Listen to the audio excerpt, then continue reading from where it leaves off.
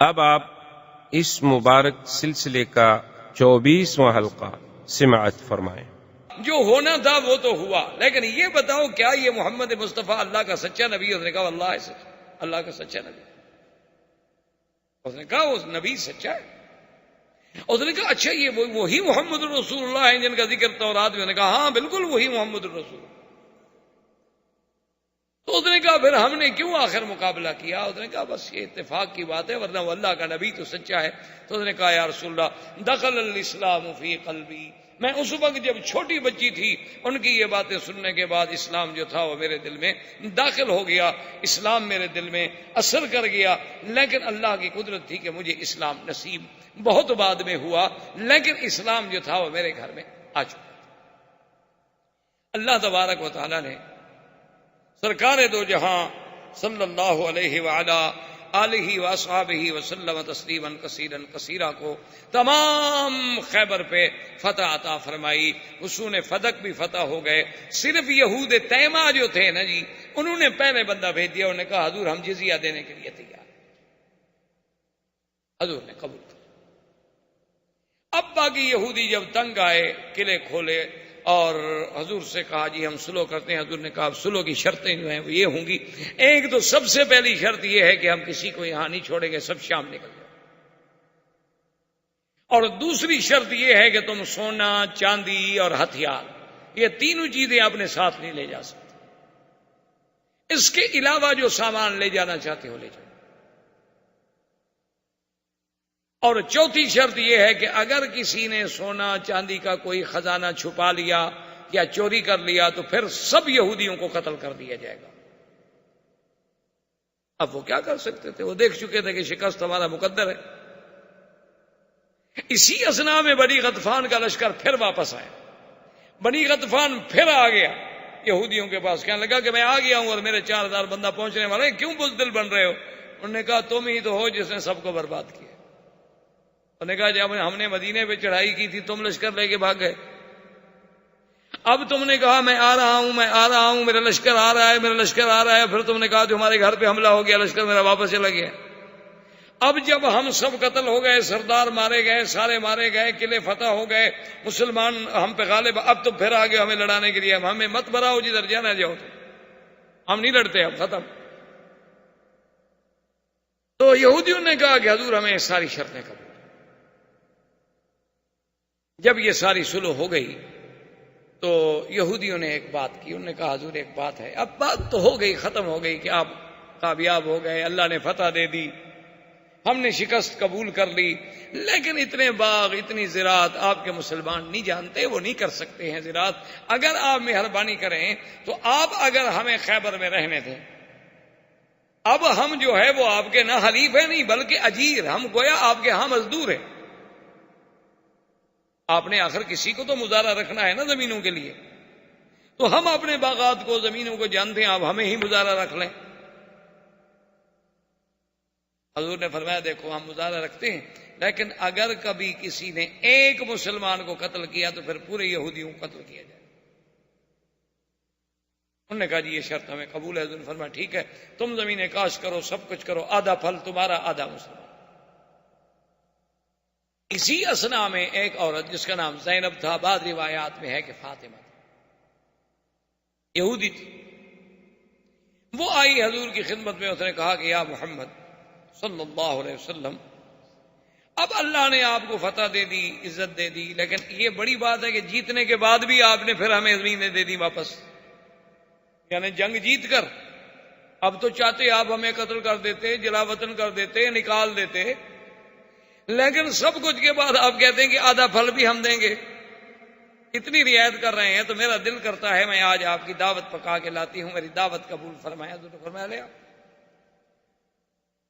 اس نے پوچھا کہ حضور صلی اللہ علیہ وسلم کو کیا پسند ہے، تو صحابہ نے بتلایا کہ حضور صلی اللہ علیہ وسلم کو بکرے کا گوشت اور خاص طور پر اس کے اگلے حصے، اگلے جو دو چوڑے ہوتے ہیں وہ زیادہ پسند، اور کتف جو ہے حضور صلی اللہ علیہ وسلم کو پشت جسے کہتے ہیں وہ زیادہ پسند۔ اس نے اس میں زہر ڈالا، گوشت پکایا اور گوشت پکا کے حضور صلی اللہ علیہ وسلم کے سامنے لے آئی. صحابہ بھی بیٹھے ہوئے تھے. حضور پاک نے فرمایا اچھا کھاؤ. بشر بن البراء جو تھے انہیں نوالا لیا، حضور پاک نے بھی نوالا لیا، اور اس کے بعد انہوں نے کہا فول کو روکو روکو روکو روکو، انہا مسمومۃ، اس میں زہر ہے. لیکن بشر وہ لقمہ کھا گئے، حضور بھی تھوڑا سا چکھ بیٹھے.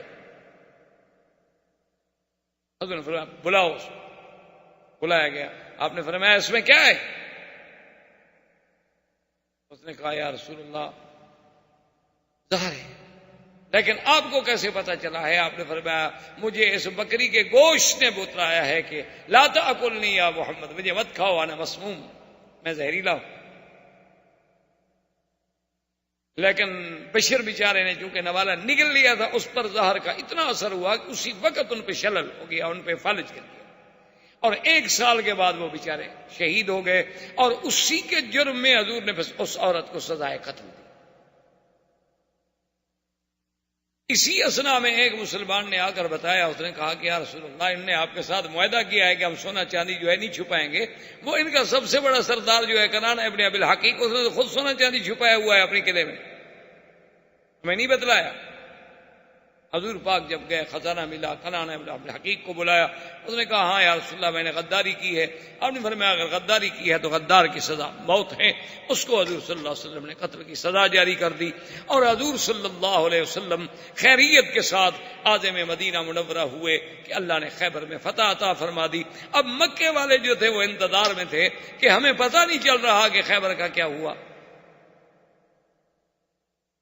ایک آدمی تھا حجاج ابن علات، وہ آیا مسلمان ہو گیا.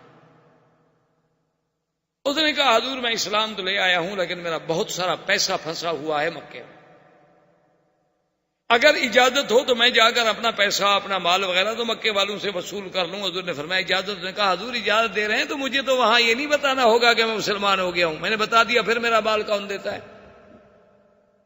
اور پھر مجھے کچھ جھوٹ ووٹ بھی بولنا پڑے گا.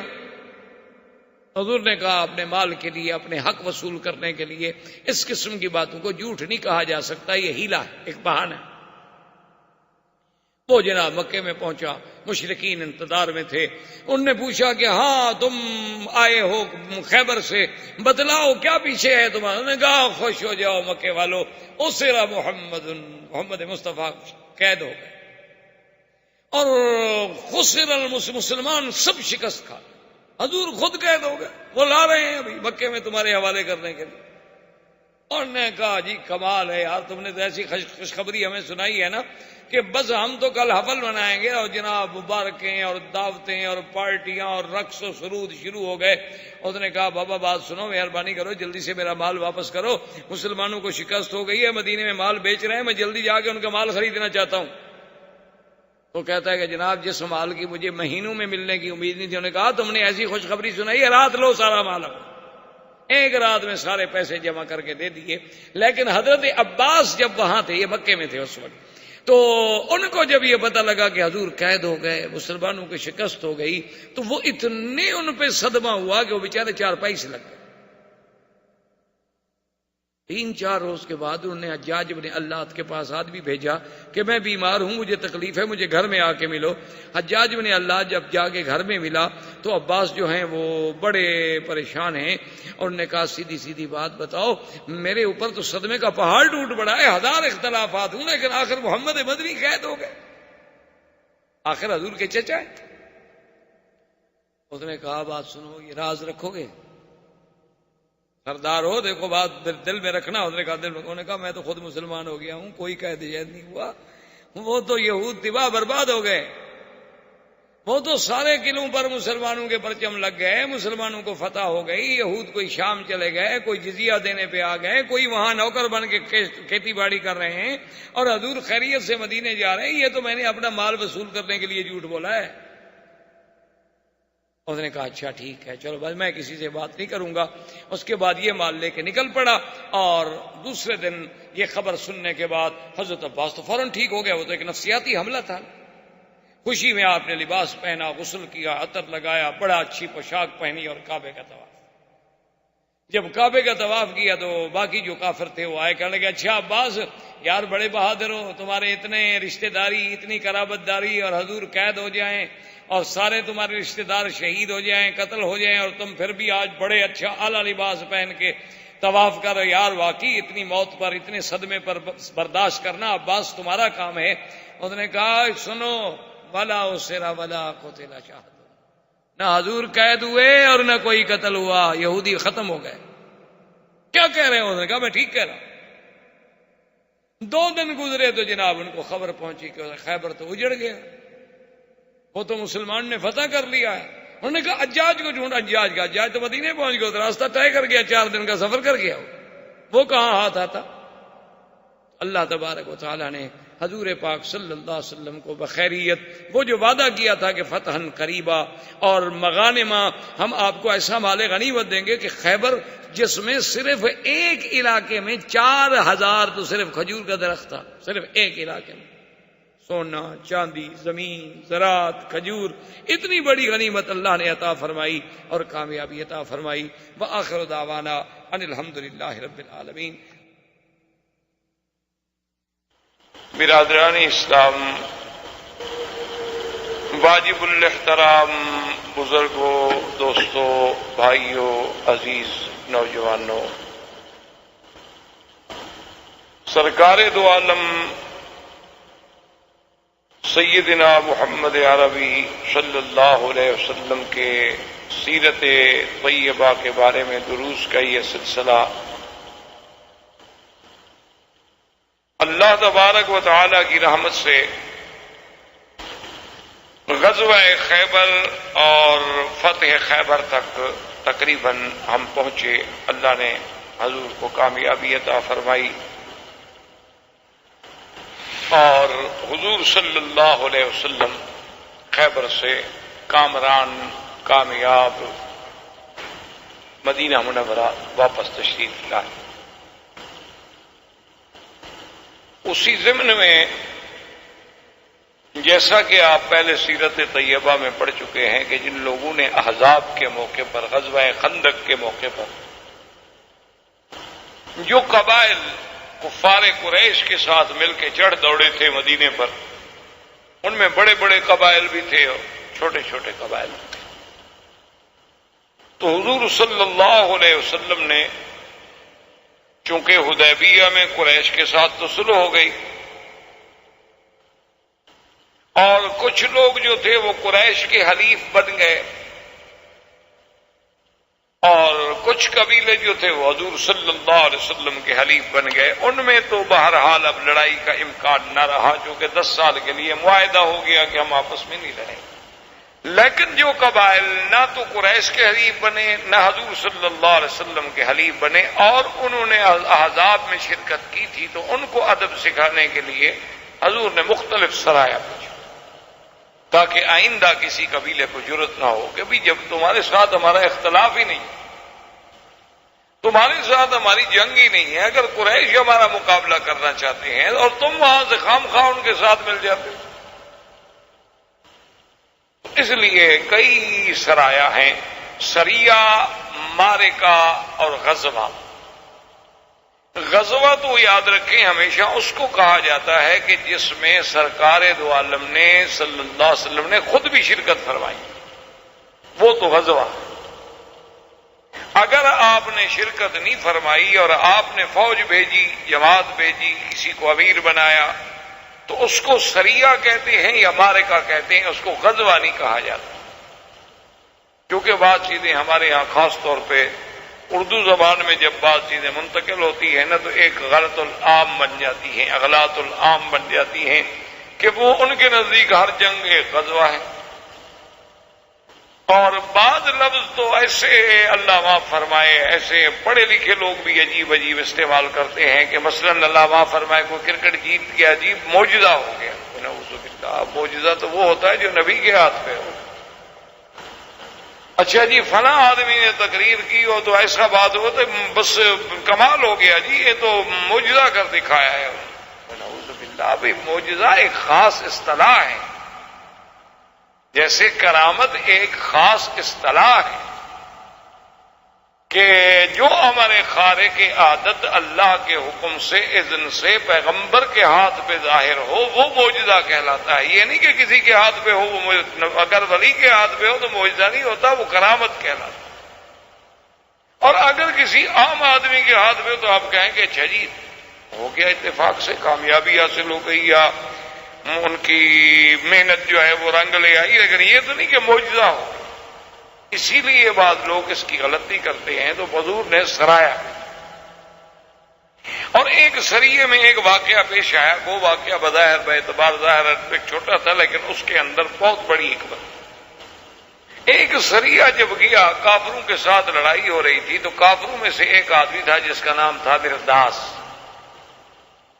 وہ کافر بھی تھا اور گستاخ بھی تھا. وہ بات بات میں ایسی باتیں کہتا جیسے حضور صلی اللہ علیہ وسلم کی شان میں گستاخی. تو حضرت اسامہ ابن زید نے جب اس کی بات سنی تو جوش میں آئے اور اس کو مارنے کا ارادہ کیا. وہ بھاگ بھی رہا ہے اور نعوذ باللہ باتیں بھی حضور کی شان کے خلاف کر رہا ہے. اور حضرت اسامہ ابن زید بھی پیچھے بھاگ رہے ہیں. جب ایک جگہ ایسی آ گئی, ایک درخت کے قریب ایسی آ گئے کہ اس کو یقین ہو گیا کہ میں اب اسامہ کے ہاتھوں سے نہیں بچ سکتا, اور ایک اور انصاری صحابی بھی اسامہ کی مدد پہ آ گئے. اس کو یقین ہو گیا کہ اب میں نہیں بچ سکتا. درخت کی اوٹ میں آیا اور فوراً کہنے لگا اشہد ان لا الہ الا اللہ اشہد ان محمد رسول اللہ. انصاری نے ہاتھ روک لیا لیکن اسامہ نے تلوار مر گیا. حضور صلی اللہ علیہ وسلم کو جب پتہ چلا حضور پاک نے اسامہ کو طلب کیا. آپ نے فرمایا اسامہ یہ تم نے کیا کیا ہے؟ ماذا تفعل بشہادت اللہ الہ الا اللہ. تم قیامت میں اللہ کو کیا جواب دو گے؟ شہادت اللہ الہ الا اللہ کے مقابلے پر تلوار چلا دی تم نے. اس نے کہا یا رسول اللہ واللہ انہ اشہد شہادتا من خوف السیف. حضور وہ تو نعوذ باللہ آپ کی توہین کر رہا تھا اور اس بھاگتے ہوئے بھی توہین کرتا جا رہا ہے, لیکن جب میری تلوار اس کی گردن پہ آ گئی اور اس کو یقین ہو گیا کہ میں نہیں بچ سکتا تو تلوار کے ڈر کے مارے اس نے کلمہ پڑھا ہے. حضور نے فرمایا اللہ شککت قلبہ, کیا تم نے اس کا دل بھی چیر کے دیکھ لیا تھا کہ اس نے ڈر کے مارے پڑھا ہے؟ ماذا تفعل بلا الہ الا اللہ, ماذا تفعل بلا الہ الا اللہ. اسامہ یہ تم نے کیا کیا؟ تو اس سے یاد رکھیں کہ ایک کتنا عظیم درس ملتا ہے کہ بھئی کلمے پڑھنے والے کو بلا وجہ کافر نہ ہو, کیونکہ ہمیں شریعت حکم دیتی ہے ظاہر کا. شریعت کے احکام جو ہیں وہ ظاہر پہ ہوتے ہیں. اما السرائر وفی علم اللہ, باطن کے علوم تو اللہ کے آگے. تو اس لیے اسلام کا یہ حکم ہوتا ہے کہ بلا وجہ کسی کو کافر نہ کہیں, اور اگر کوئی بندہ کلمہ پڑھتا ہے تو پھر اس پر آپ حملہ نہ کریں, کیونکہ وہ کلمہ پڑھ لیا مسلمان ہے. اب آپ یہ نہ کہیں اس نے ڈر سے پڑھا ہے, اس نے پیسے کے لیے پڑھا ہے, اس نے کسی عورت سے شادی کرنے کے لیے پڑھا ہے, کسی طرح پڑھا ہے, لیکن کلمہ تو اس نے پڑھ لیا ہے. اسلام اتنا بڑا درس دیتا ہے کہ بلا وجہ کسی کلمہ کو انسان کو کافر کہنا یا بلا وجہ کسی کلمے پڑھنے والے کو قتل کرنا نہیں. ہم ظاہر پہ دیکھیں گے, اگر وہ منافق ہے تو پھر قیامت میں پکڑا جائے گا. ان المنافقین فی الدرک الاسفل من النار, اللہ ان کو زیادہ سے زیادہ سزا دے. اسلام ظاہر کو قبول کر. اب ان واقعات کے بعد سرکار دو جہاں صلی اللہ علیہ وسلم نے اعلان فرمایا عمرۃ القضاء کا, جو کہ 1 سال گزر گیا, اور حضور صلی اللہ علیہ وسلم بغیر عمرے کے واپس تشریف لے گئے تھے اور عمرۃ القضاء کرنا. اسی لیے یہ بھی ایک سیرت سے ہمیں سبق ملا کہ اگر آپ نے مثلا احرام باندھا ہے اور آپ روک دیے گئے, اور ہمارے ہاں تو خیر یہ ایک عام بات بن گئی ہے نا کہ انڈیا سے احرام باندھیں گے, پاکستان سے احرام باندھیں گے, فلائٹ کینسل ہو گئی, اس فلائٹ میں اوور لوڈنگ ہو گئی یا جگہ نہیں ملی, تو وہی پھر چادریں اتار کے کپڑے پہن کے گھر چلے جائیں گے, پھر دوسرے دن آ جائیں گے پھر احرام باندھ. تو یہ کوئی مذاق نہیں ہوتی عمرہ. جب ایک دفعہ آدمی نیت کر کے احرام باندھ لے اور اس کے بعد ایئرپورٹ پہ آ گیا، پاسپورٹ میں غلطی نکل آئی، کوئی ویزے میں غلطی نکل آئی، یا اس کو جہاز میں سیٹ نہیں ملی، اب وہ رہ گیا ہے، وہ احرام نہیں کھول سکتا، وہ اسی طرح احرام کی حالت میں رہے گا جب تک اس کی بکری جو ہے حرم میں ذبح نہ کر دی جائے، چاہے 10 مہینے پھرتے رہو، 2 مہینے پھرتے رہو، 1 مہینہ پھرتے رہو، وہاں سے وہ انتظام کرے گا، کسی آدمی کو پیسہ بھیجے گا، وہ حرم میں اس کی بکری ذبح کرے گا، اس کو اطلاع دے گا کہ تمہاری دم ذبح ہو گئی، اب وہ سر مڑا کے پھر احرام کھولے گا، اور عمرہ بھی اس کے ذمہ ہو گیا، چونکہ نیت کرنے کے بعد عمرہ واجب ہو گیا تھا، عمرہ بھی اس کو قضا کرنا ہوگا۔ جیسے کہ حضور صلی اللہ علیہ وسلم کو جب کفار قریش نے روک دیا تو آپ نے باقاعدہ اپنا سر مڈایا، احرام کھولا، اور پھر اگلے سال عمرۃ القضاء کا اعلان کیا۔ یہ شریعت مذاق نہیں ہوتی کہ گھر سے احرام باندھ لیا، اچھا جی جتنے میں احرام باندھا، گھر میں 2 رکعت پڑھی، نیت کی، لبیک پڑھی، ایئرپورٹ اپنا اڈے پہ آئے، بس نہیں ملی، ٹیکسی کام کی نہیں ملی، اچھی موٹر نہیں ملی، دوست نہیں ملا، کپڑے اتارے گھر چلے گئے، وہ تم تو احرام میں ہو، چاہے تم دوسرے کپڑے پہن لو، لیکن احرام سے تب نکلو گے جب تم سر مڈاؤ گے یا بال کٹاؤ، اس کے بغیر تم احرام سے نکل نہیں سکتے۔ اور اسی طرح ایک حدیث مبارک میں یہ بھی ہے حل کہ اگر تم اپنے ملک سے چل رہے اور تمہیں خطرہ ہے کہ میں رستے میں روک دیا جاؤں، تو اسی وقت اگر نیت میں آدمی کہہ لے کہ محلی ہے سو حبستنی، میرا اللہ میرا وہی مقام ہوگا جہاں تو مجھے روک دے، تو پھر جہاں روکا جائے پھر وہی بکری ذبح کر سکتا۔ لیکن امام ابو حنیفہ رحمۃ اللہ علیہ پھر بھی نہیں مانتے، وہ کہتے ہیں کہ نہیں، بکری حرم میں ذبح ہوگی، چونکہ یہ نص سے قطعی ہے، وہ کہتے ہیں یہاں قرآن آ جائے پھر ہم ادھر ادھر نہیں جا سکتے، کہ ہدین بالغ الکعبہ، بکری جو حرم کے ساتھ نسبت ہو جائے وہ کعبے میں پہنچے، حتی یبلغ الہدی محلہ، کہ ہدی کے جانور کو اس کے مقام پہ پہنچا۔ تو بہرحال حضور صلی اللہ علیہ وسلم نے جب اعلان فرمایا عمرۃ القضاء کا، تو 1400 آدمی تو وہ تھے نا جن کا عمرہ رہ گیا، اور 600 آدمی اور بھی تیار ہو گئے، تو 2000 آدمی کا قافلہ جو ہے وہ عمرۃ القضاء کے لیے مدینہ منورہ سے روانہ ہوا۔ حضور نے حکم دیا کہ ہتھیار رکھو، ہتھیار ساتھ۔ حضرت ابو بکر آئے، حضرت عمر آئے، انہوں نے کہا یا رسول اللہ بیننا و بینہم عہد، ہمارا اور قریش کا عہد ہے کہ ہم جب عمرہ کرنے آئیں گے تو ہتھیار نہیں لائیں گے، صرف تلوار، اور آپ حکم دے رہے ہیں کہ ہتھیار رکھ لیں۔ بیننا و بینہم عہد،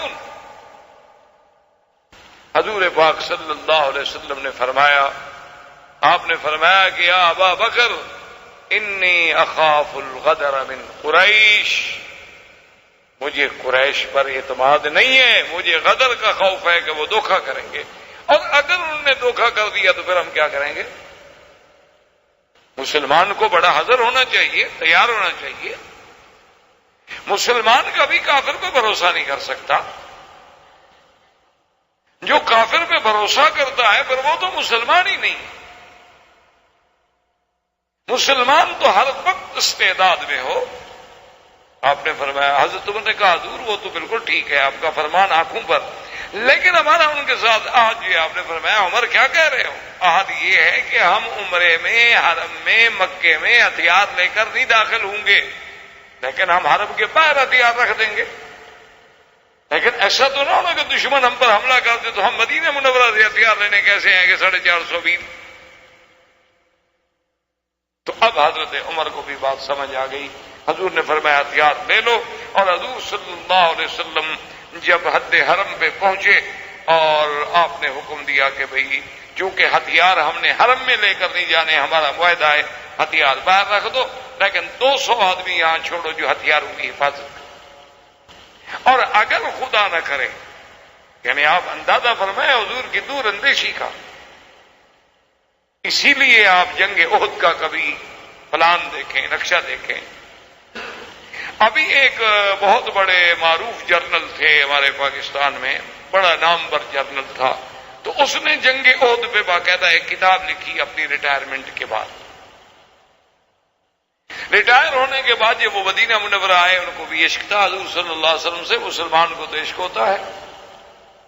تو وہ جب مدینہ منورہ میں آئے تو انہوں نے اس جنگی نقطۂ نظر سے پورے مدینے کا سروے کیا، پھر احد گئے، پھر احد میں وہ مواقع تلاش کیے کہ حضور پاک نے تیر اندازوں کو کہاں کھڑا کیا، اپنی فوج کہاں کھڑی کی، قریش کی فوج کہاں کھڑی تھی، سوار کہاں کھڑے تھے، اور خالد بن ولید نے کہاں سے حملہ کیا، اور یہ سارے واقعات جتنے اس کو حدیث و تاریخ کی روشنی میں ملتے تھے وہ سارے واقعات کو لیا اور پھر پورا نقشہ بنایا. اور اس کے بعد پھر اس نے جنگی حکمت عملی پر اور دیگر جنرلز جو ہیں ان کے مختلف حوالے دیے اور ثابت کیا کہ آج 1400 سال کے بعد جدید طریقہ حرب کا کوئی ماہر بھی آ جائے تو اس سے اچھا نقشہ نہیں بنا سکتا جو حضور نے اس وقت بنایا تھا صلی اللہ علیہ وسلم. یعنی اعتراف کیا، اقرار کیا کہ حضور صرف اللہ کے نبی نہیں بلکہ سب سے بہتر جرنیل بھی تھے. کہ اتنی اچھی تختی. اب دیکھیں نا کہ حضور صلی اللہ علیہ وسلم کی نظر جہاں گئی ابو بکر عمر کی نظر نہیں گئی. کبھی قریش مکہ ہیں دھوکہ کرتے تو پھر ہم کیا کریں. اور چلو ایک ایک تلوار کی اجازت ہے وہ ہمارے ساتھ ہوگی، اگر مکے میں لڑائی ہو بھی جائے تو چلو 2 گھنٹے 4 گھنٹے 6 گھنٹے تو ہم مقابلہ کریں گے نا. اچھا اب اگر ہم ہتھیار رکھ کے یہاں چلے جائیں اور 10 آدمی بٹھا دیں وہ آگے چھین لیں. اچھا وہ نہ بھی چھینے لیکن لڑائی ہو جائے تو 10 آدمی سارا ہتھیار اٹھا کے ہمیں کیسے پہنچائیں گے. اب نہیں 200 آدمی یہاں بیٹھے، حرم کے بعد بیٹھے رہو. اگر تمہیں پتہ لگے کہ کفار مکہ نے غداری کی ہے اور دھوکہ کیا ہے اور ہمارے ساتھ قتال شروع ہو گئی ہے تو فوراً ہتھیار لے کے ہمیں پہنچاؤ. اور اگر سنو کہ کوئی جھگڑا نہیں ہوا تو جو جماعت عمرہ کر لے گی ان میں سے پھر 200 آدمی ہم بھیج دیں گے، وہ آ کے پہرا دیں گے اور آپ جو ہے جا کے عمرہ مکمل کریں. حضور صلی اللہ علیہ وسلم تشریف لے آئے اور ابھی آپ حدود حرم میں داخل نہیں ہوئے تھے کہ ابو سفیان کا وفد پہنچا.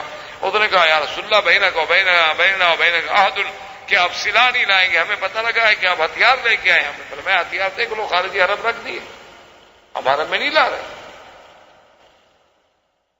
اب چپ ہو گئے، حل کوئی نہیں. تو ابو سفیان نے اپنے دوستوں سے مشورہ کر کے ایک بات سوچی اور اس کا آ کے اعلان کر دیا مکے میں کہ مکے والوں فوراً اپنے گھروں سے چھوڑ کے نکل جاؤ اور پہاڑوں پہ چلے. انہوں نے کہا کیوں؟ انہوں نے کہا 2 باتیں ہیں. اصل بات تو یہ ہے کہ یہ جو مدینہ سے لوگ آئے نا ان کو مدینے میں ہما ہو گیا، بخار ہو گیا، ہما صفرا جسے آپ یرقان کہتے ہیں. تو ہما صفرا ہو گیا ہے اور متعدی بیماری ہے، کہیں ایسا نہ ہو کہ آپ لوگ بھی ہوں اور ہم بھی حرم میں ہوں، طواف میں ملنا جلنا ایک دوسرے کے قریب آنا، اختلاط کی وجہ سے ہم بیمار نہ ہو جائیں، لہذا پہاڑوں پہ چڑھ جائیں تاکہ ان کی ہوا بھی ہمیں نہ لگے. اور دوسری بات یہ ہے کہ بھی ہم اوپر سے بیٹھ کے ان کا پورا جو ہے وہ نظارہ بھی کر سکتے ہیں، دیکھ بھی سکتے ہیں کہ کس حال. تو انہوں نے کہا کہ ہاں ہما یسرب اور بھاگ گئے. سب پہاڑوں پہ چڑھ گئے. حضور صلی اللہ علیہ وسلم تک بھی یہ بات پہنچی کہ انہوں نے تو یہ مشہور کر دیا ہے کہ ہمیں یرقان ہو گیا. حضور نے حکم دیا کہ اچھا اپنے کندھے جو ہیں کپڑا نکالو، استوا کرو اور رمل کرو، اپنی قوت کا اظہار کرو کافروں کہ ہم کمزور نہیں ہیں، ہمیں کوئی ہما شما نہیں.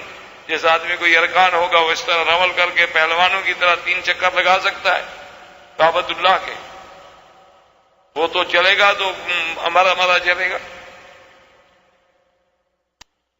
اور جب جناب وہ رمل کرنے لگے تو عبداللہ ابن رواحہ جو کہ بہت بڑے شاعر بھی تھے اور بڑی آواز دی تھی اللہ نے، تو انہوں نے جناب رج پڑھنی شروع کی. خلل کفار خلو بن الکفار خلو ان بن الکفار خلو ان سبیلے، اے کافروں کی اولادو ہٹ جاؤ ہمارے راستے سے ورنہ ہم تم پہ ایسی ضرب ماریں گے کہ ہم تمہاری کھوپڑیاں جو ہیں وہ علیحدہ کر دیں گے اور دوستوں کو دوستوں سے جدا کر دیں گے. ہم کمزور نہیں ہوئے.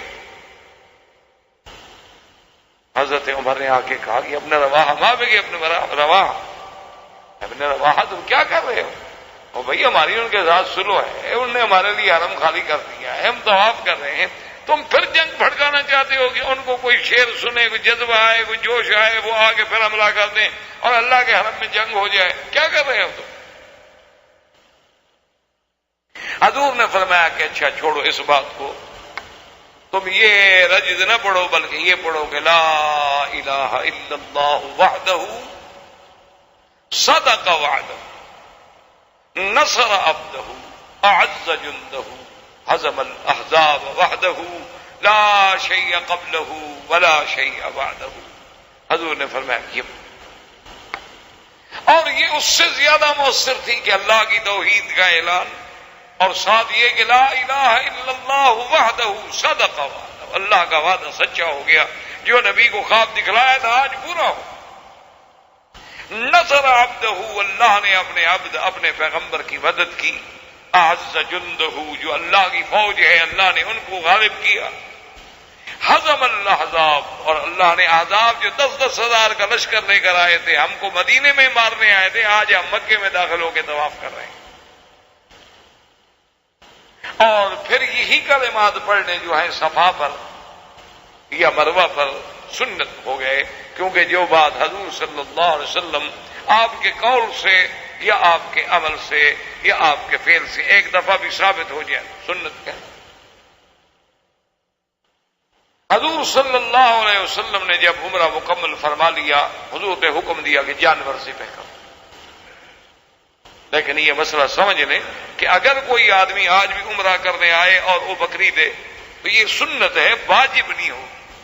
اگر حج تمتع ہو یا حج قران ہو تو پھر جو ہے دم تمتع یا دم قران یا دم شکر وہ تو واجب ہے، اگر نہیں کرے گا تو اور دم دینی ہوگی.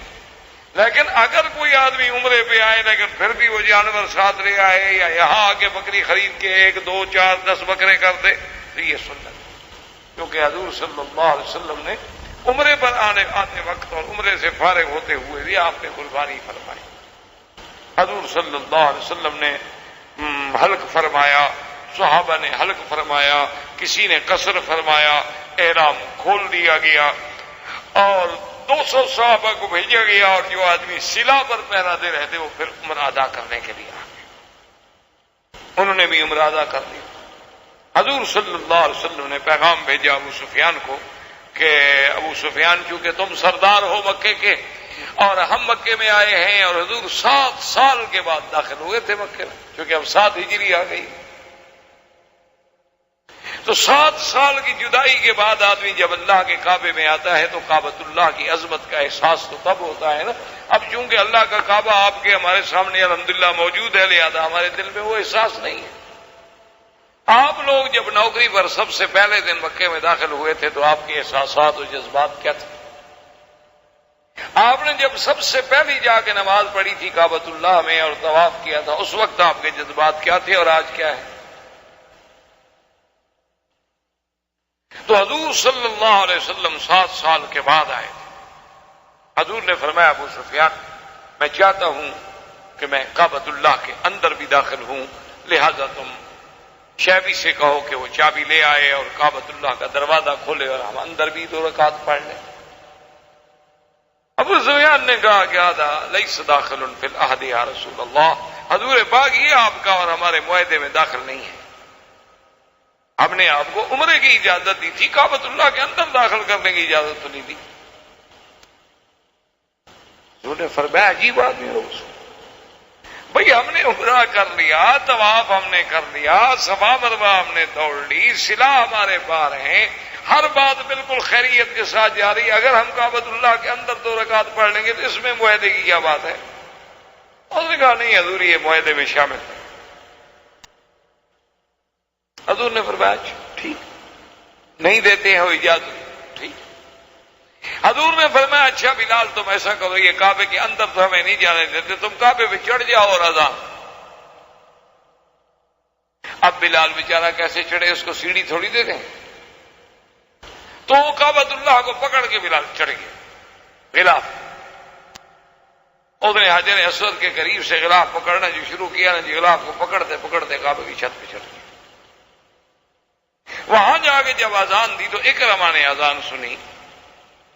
ابھی اکرمہ اسلام نہیں لائے تھے، مسلمان نہیں ہوئے تھے، اور یہ ابو جہل کا بیٹا تھا۔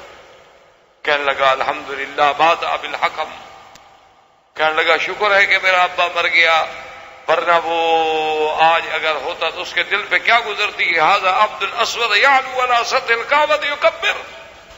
عجیب بات ہے، ہم لوگ یہاں سردار ہیں اور یہ کالا غلام کعبے پہ کھڑے ہو کے اللہ اکبر کر رہا ہے، یہ کیا ہے؟ ہمارے لیے تو مرنے کا مقام ہے کہ تکبیر کے نعرے بلند ہو رہے ہیں۔ ابو سفیان کو کیا چھیڑا؟ ابو سفیان نے کہا دیکھو اپنے کعبے میں داخل نہیں ہونے کا، اس سے تو بہتر تھا کہ تم چابی دے دیتے، چلو کعبے کے اندر تو نماز پڑھتے، کعبے کے اندر اذان دیتے تو کوئی سنتا تو نہیں، تم نے زیادتی کی ہے، تم چابی دے سکتے۔ چابی نہ دینے کی وجہ سے دیکھا ہے کہ اذانیں ہو رہی ہیں اور سارے ہم پہاڑ پہ سن رہے ہیں۔ انہوں نے کہا ٹھیک ہے، آخر نماز جو پڑھتے ہیں تو اذانیں تو دینی ہے۔ خیر بہرحال جب 3 دن گزر گئے، حضور صلی اللہ علیہ وسلم نے ابو سفیان کے پاس پیغام بھیجا کہ اگر تم اجازت دے دو تو میرا دل چاہتا ہے کہ ہم 2 دن اور قیام کریں۔ اس نے کہا کہ لا، اللہ بیننا و بینکم 3 ایام، ہمارا آپ کا معاہدہ یہ تھا کہ ہم 3 دن کے لیے مکہ آپ کو خالی کر دیں گے، ہمارا نے اپنا وعدہ پورا کر دیا ہے، مزید رہنے کی ہم اجازت نہیں دیتے۔ کہا ٹھیک، اجازت نہیں دیتے، ہم جا رہے ہیں۔ حضور صلی اللہ علیہ وسلم نے تیاری فرمائی۔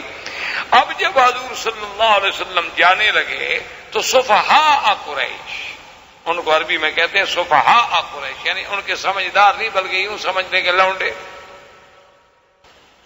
نوجوان، ان نوجوانوں کا گینگ جو تھا نا جی، یہ نئے لڑکے ہوتے ہیں نا، اب حالانکہ بڑے بڑے خاندانوں کے ہوتے ہیں لیکن کام ایسے کرتے ہیں جو عام بے وقوف بھی نہ کریں، یعنی عجیب جذبات ہوتے ہیں نا لوگ۔ ابھی میں آج ہی اخبار میں پڑھ رہا تھا، پتہ نہیں کتنی عورتوں کو طلاق ہو گئی کہ کرکٹ وہ ہار گیا وہ جیت گیا۔ خامد نے کہا کہ اچھا ہوا، بیوی نے کہا تم نے میرے فین کی توہین کر دی ہے، جھگڑا ہوا، نتیجہ طلاق۔ کرکٹ والے وہاں کھیل رہے ہیں، وہ یہاں گھر پر بات کر کے بیٹھے ہیں دونوں۔ انا للہ و انا الیہ۔ تو اس قسم کے لوگ صفحاء کہلاتے ہیں کہ بے وقوف۔ یہ عقل کی بات تو نہیں ہے نا کہ کرکٹ کوئی کھیلے بھی تم چھوڑ دو۔ ایک آدمی نے باپ کو مار دیا، باپ آ کے ٹی وی کے سامنے بیٹھ گیا، دیہاتی آدمی تھا، اس نے کہا میں بھی دیکھوں کرکٹ، حالانکہ اس بیچارے کو کیا پتا کہ کرکٹ کیا ہے، جیسے کافر کوئی چال سمجھ نہیں آتی، اسی طرح ان کا یہ کھیل کبھی آپ کو سمجھ آتا ہے؟ وہ خود ٹیڑھا ہے، کھیل بھی ٹیڑھے ہیں، کوئی ہار کے جیت جاتا ہے، کوئی جیت کے ہار جاتا ہے، یہ رن ریٹ ہے، یہ نمبر ہیں، یہ پوائنٹس ہیں، یہ فلان ہیں، یہ سیمی فائنل ہے، یہ فائنل ہے، یہ کیا ہوگا، کیا چکر ہے؟ تیری ہر نگاہ میں الجھن، تیری ہر ادا میں بل ہے۔ انگریز ظالم ہے نا، اس کی تیری ہر نگاہ میں الجھن، تیری ہر ادا میں بل ہے، میری آرزو میں لیکن کوئی پیچ ہے نہ خم۔ اے مسلمان ہے، سیدھا کھیلنا ہے، آؤ تلوار پکڑو، بات کرو۔ یہ کون سی بہادری ہے کہ آپ یہاں سے بٹن دبائیں، ریموٹ کنٹرول کے ذریعے میزائل پھینک دیں؟ یہ بہادر قوم اسی طرح لڑتی ہے۔ دیکھا نہیں بہادر قوم ویتنام میں کیسے لڑی تھی، کیسے دم دبا کے بھاگی؟ ان کا 200 سپاہی میدان میں مر جائے نا، یہ تو ملک چھوڑ کے بھاگے، اتنی بزدل ترین قوم۔ اب یہ تو میرا بھائی کوئی بہادری نہیں نا، ہم یہاں محفوظ بیٹھے ہوئے ہیں اور جناب ہمارے سامنے نقشے بنے ہوئے ہیں اور ہر چیز جو ہے وہ زاویے پہ سیٹ ہے، اور یہاں بیٹھے بیٹھے صاحب نے بٹن دبایا اور یہاں سے ایک میزائل اڑا اور اس نے جا کے وہاں جناب تباہی ڈال دی۔ او جی ہم جیت گئے، کیا جیت گئے؟ منہ کالا ہو گیا بدبخت۔ تم چوری جو چھپکے سے وار کرے وہ بھی بہادر ہوتا ہے؟ ہم نے جناب یہ کر دیا، ہم نے ریڈیو کی بات پکڑ لی، ہم نے ٹی وی کی لہروں سے راستہ لے لیا، ہم نے ٹیلی فون کے ذریعے پکڑ لیا۔ وہ تم نہیں، بہادری کی بات یہ ہوتی ہے کہ جیسے مبارزت ہوتی تھی کہ سامنے آؤ، آ کے لڑو، اور یقین کریں مسلمان کتنا گیا گزرا ہے، آج بھی کفر اس کے سامنے کھڑے ہو کے نہیں لڑ سکتا۔ آپ نے دیکھا نہیں 7 لاکھ آدمی 400 مجاہدین سے لڑ رہے ہیں۔ کوئی عقل ہے یا نہیں؟ سمجھ ہے ایمان سے؟ ایک بندے کے اوپر ڈنڈا لے کے یوں کھڑے اور پھر بھی لڑ رہے ہیں. یعنی اگر آدمی کو شرم آئے تو ویسے گنگا میں ڈوب جائے کہ یار ہم کس کے اچھا لڑ کس کے خلاف رہے ہو جی؟ ہمارا ملک ہے. اپنے ملک کے خلاف لڑ رہے ہو؟ کوئی عقل ہے؟ تم اپنا ڈنڈا لے کے رات گھر لڑنا شروع کر دو بیوی سے بچوں سے تو کوئی کیا کہے گا؟ کہیں کہ بھی اس کو مینٹل ہاسپٹل میں شہار بھیجو ہوتا ہے، پاگل ہو گیا ہے. آدمی دشمن سے لڑتا ہے، اگر اس کو اپنا ملک کہتے ہو تو پھر لڑائی بند، اور لڑائی کرتے ہو تو پھر سیدھی بات کرو کہ ہمارا ملک نہیں ہے. لیکن کفر کی باتیں یہ آپ کو سمجھ نہیں آئیں گی. اس وقت آئیں گی جب اللہ نور ایمان سے سینے روشن کر دیں گے، جب آپ صرف قرآن و سنت کی روشنی میں سوچیں گے. یہ نہیں سوچیں گے کہ یہ انڈین ہے، یہ پاکستانی ہے، یہ سندھی ہے، یہ نہیں. ایک بات سوچیں گے کہ یہ مسلمان ہے اور یہ کافر ہے. تو بہرحال حضور صلی اللہ علیہ وسلم جب آپ واپس آ رہے تو صفحہ قریش نے کیا کہا؟ انہوں نے کہا نوجوان جناب چھوکرے ان کے اکٹھے ہو گئے. انہوں نے کہا ہم موقع اٹھائیں، ہم حملہ کر دیں حضور صلی اللہ علیہ وسلم پر. صفحہ قریش اکٹھے ہو کے جناب آئے. حضور کو پتہ لگا. حضور نے فرمایا صحابہ کو ان کو اعلان کرو، ان کو کہو لڑنا ہے تو صبر کرو، حرم سے ہمیں نکلنے دو، آؤ لڑو. لڑنا ہے تو آؤ کھل کر لڑو. یہ کیا بات ہوئی کہ تم چوری چھپے ہمارے ساتھ لڑنا چاہتے ہو؟ یہ کوئی بات ہے؟ بڑے بہادر بنے پھرتے ہو. لڑنے کا شوق ہے، ہم حاضر ہیں، ہمیں صرف حرم سے باہر جانے دو، کیونکہ ہمارا معاہدہ ہے کہ حرم میں ہم نہیں لڑیں. اب جب حضور حرم سے باہر آئے ان کو پتہ لگا کہ ہتھیار موجود ہے. حضور نے صحابہ نے سلاح اٹھا لی اور بھاگے. وہ تو ایسے تھے پاگل، وہ تو آئے تھے اپنے نمبر بنانے کے لیے. حضور صلی اللہ علیہ وسلم خیریت کے ساتھ مدینہ منورہ تشریف لے آئے. اب جناب حضور پاک نے جہاں جہاں سرایا بھیجے تھے نا جی، اس کے ساتھ دیکھیں ایک عظیم خطہ دیکھیں. اس لیے پوری دنیا یہ تسلیم کرتی ہے کہ سب سے بڑا انقلابی بھی اگر کوئی ہے تو وہ محمد رسول اللہ. ساری دنیا میں انقلاب آئے. آپ دیکھتے ہیں فرانس کا انقلاب ہے، آپ دیکھتے ہیں روس کا انقلاب ہے، کمیونزم کا انقلاب ہے. کیا ہے؟ اقتصادی مسئلے پہ، کوئی پیٹ کے مسئلے پہ، کوئی روٹی کے مسئلے پہ، کوئی مکان کے مسئلے پہ، کوئی یہ انقلاب کے آدمی سر سے لے کر پاؤں تک بدل جائے. یہ انقلاب اگر کوئی لائے ہیں تو محمد رسول اللہ صلی اللہ علیہ وسلم کے ظالم کو راحم بنا دیں، اپنی بیٹیوں کو زندہ درگور کرنے والوں کو، لوگوں کی بیٹی کو بغیر سر رنگا نہ دیکھ سکے اس کے سر پہ دوپٹہ ڈالنے والا بن جائے، اور جن کی زندگی نہب لوٹ مار شراب پہ گزرتی ہو ان کو راتیں مسلح پہ گزریں اور دن گھوڑے کی پشت پہ گزریں. یہ انقلاب جو حضور لائے ہیں، ایسا انقلاب تو دنیا اس کی کوئی مثال نہیں پیش. سب سے بڑا لیڈر، سب سے بڑا انقلابی، سب سے بڑے جرنیل، سب سے بڑی رحمت، سب سے بڑا رسول، امام الانبیاء، سید الرسل، خاتم النبیین صلی اللہ علیہ وسلم. آپ کی زندگی کا کوئی پہلو دیکھیں، گھر میں نظر ڈالیں گے تو آپ کو عظیم شوہر، عظیم باپ. اسی طرح آپ دیکھیں گے حتیٰ کہ بکریاں چرانے میں بھی دیکھیں تو آپ جیسا رائی آپ کو نہیں ملے گا. یعنی آپ کی زندگی کے کسی پہلو کو دیکھیں. اب حضور نے حکم دیا کہ بھائی صحابہ میں سے کچھ لوگ تیار ہوں اور بادشاہوں کو خط دیں. اب آپ ذرا ذہن میں رکھیں کہ اللہ نے جو فرمایا تھا کہ انا فتحنا لک فتحا مبینا. اب حدیبیہ کی کتنی بڑی فتح ہے کہ ذرا دشمن کے ساتھ 10 سال کے لیے معاہدہ ہو گیا نا، ادھر سے تو ہم مطمئن ہیں نا، باقی کام تو کریں نا.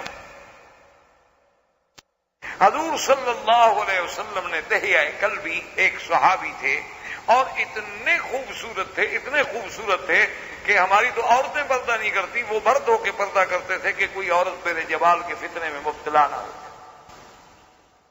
ہماری تو خیر عورتیں بیچاری پردہ نہیں کرتی. پردہ کس سے کریں؟ ویسے وہ بھی سچی ہیں کیونکہ خامد عورت میں فرق تو رہا کوئی نہیں. پردہ بیچاری کس سے کرے؟ پردہ کیا جاتا ہے مرد سے، مرد رہے نہیں.